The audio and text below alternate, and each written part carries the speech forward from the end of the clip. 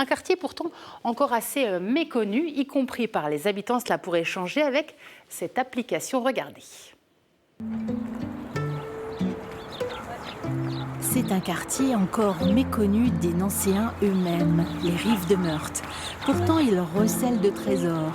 Pour les découvrir, une association a eu l'idée de créer une application pour smartphones et tablettes. On a plus de 40 points d'intérêt en fait sur un parcours qui n'est pas si grand que ça, donc c'est quand même un parcours intense en fait et une offre intéressante. On a à la fois des espaces naturels et puis surtout un patrimoine architectural industriel. Donc c'est vraiment cet angle-là que l'on a adopté. L'ADN de Rives de Meurthe, ce sont des entreprises et c'est vrai qu'on a cette richesse-là, donc cette architecture-là du 19e et 20e siècle, et puis des nouveaux bâtiments aussi.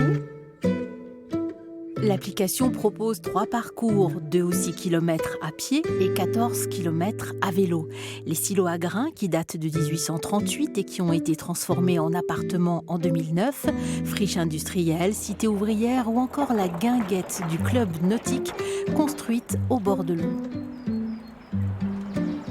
Le bâtiment a été conçu par l'architecte Charles André fin 19e.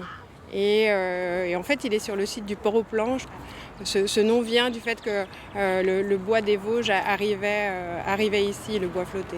On a un peu plus loin les vieux moulins qui seront sans doute aussi un patrimoine à réhabiliter. Et puis plus loin encore, Alstom qui va devenir aussi un quartier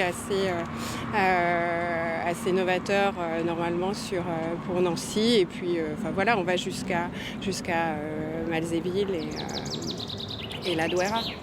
L'association ATP Rives de Meurthe compte une centaine d'entreprises adhérentes, environ 4000 salariés. Certains profitent de cet espace, comme Flavien. Quand je cours, c'est vrai que je la laisse allumée et l'avantage, c'est que quand on passe à côté justement d'un point rentré justement dans l'application, elle le détecte à partir de 30 mètres. Et moi, soit j'ai la notification, vu que j'ai mes écouteurs qui sont sur les oreilles, ou le téléphone qui... J'ai aussi l'habitude en fait de courir et de prendre des photos.